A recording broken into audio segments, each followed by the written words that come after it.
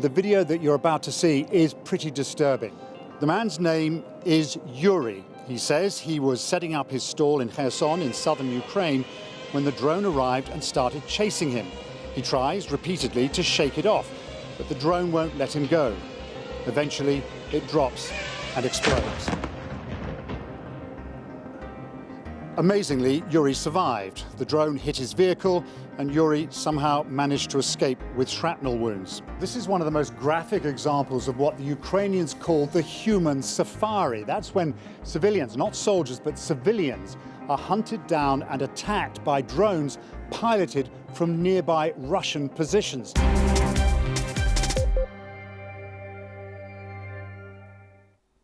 And let's start by focusing some more on that drone attack in Kherson. We heard a little from our correspondent Paul Adams. He can explain more now about the response from the United Nations to this type of attack. People in Kherson have been living with this threat since the end of 2022, when the city was liberated. The UN documented the tactic in a report last year, saying that Russian troops recurrently killed and injured civilians using drones. The incident has been described as a barbaric war crime by Ukraine's foreign minister, and President Zelensky said the world needed to see that Russian soldiers enjoy tormenting and killing people. Military analyst for the Security Brief, Mikey Kay, explains what might have happened here. Incidents of this nature, this isn't the first, they've been recorded since 2024. So what are the Russians actually using? Well, they're using sort of a conglomerate of drones, if you like. Usually through what's called FPV, which is first-person view. So that's where the controller actually wears a set of goggles and can see the drone and where it travels from a first-person view perspective. And they're using a number of drones of interest, all with FPV. The first one is sort of the kamikaze drone. It's like the race drone, if you like. And the reason they're using that is because it can travel up to speeds of between 150 and 200 kilometers an hour. But they're also using the commercially viable drones as well, such as the DJI quadcopters. And then on top of that, they're now using what's called FOFPV, which is fiber optic first-person view drones. So it's that triumvirate, if you like, of drones that are causing this chaos. Well, Mikey mentioned fiber optic drones there, and we've had some footage from the Ukrainian military. It shows a forest in Vovchansk in the Kharkiv region with lots of these fiber optic cables left strewn across the treetops. Mikey has more on what fiber optic drones are and how they work. A fiber optic drone is a drone that uses a fiber optic cable to connect the drone to the controller. So why are they using that?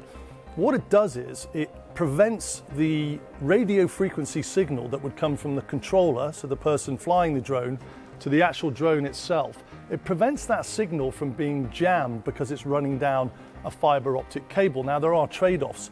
That fiber optic cable is wrapped around a spool, a small cylinder, if you like, that can either be contained on the top of the drone or underneath the drone. And the trade-off is that the bigger the spool, obviously the greater distance, usually between 15 and 25 kilometers, but that adds to the weight of the drone, which again slows it down. So it's always this trade-off between how much fiber optic they want and the range that it needs to go and what it needs to do. The use of drones is changing the battlefield, so much so that President Putin has named the man who will lead Russia's unmanned systems forces. That's a newly established branch of the military that will be responsible for drone warfare. Ukraine already has a similar force. Military analyst Mikey Kay can explain how and why drone warfare has become so important during this conflict. Since 2023, in my 32 years of experience in warfare and combat, the battlefield has changed forever. There is no doubt in my mind about that.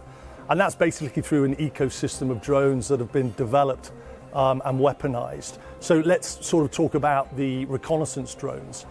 They're absolutely critical across the battlefield because they're the eyes and ears of the infantry.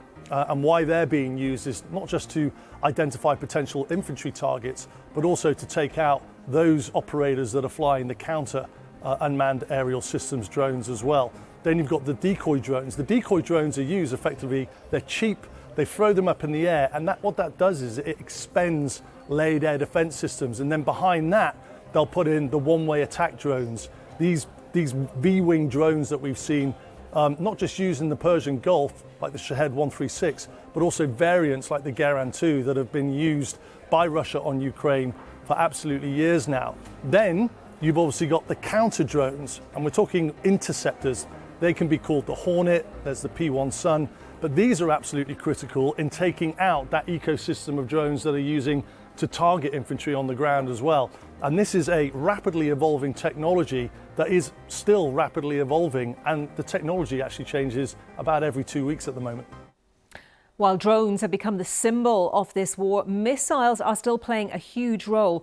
A stark reminder is the latest wave of Russian attacks on Ukraine, which killed at least 21 people. Ukraine's Air Force wasn't able to intercept any of the ballistic missiles Russia used in these latest attacks because it's run out of interceptors, although it did report shooting down most of the drones. Our Ukraine correspondent Dan Johnson has been to the site of one of the strikes in the Kyiv region.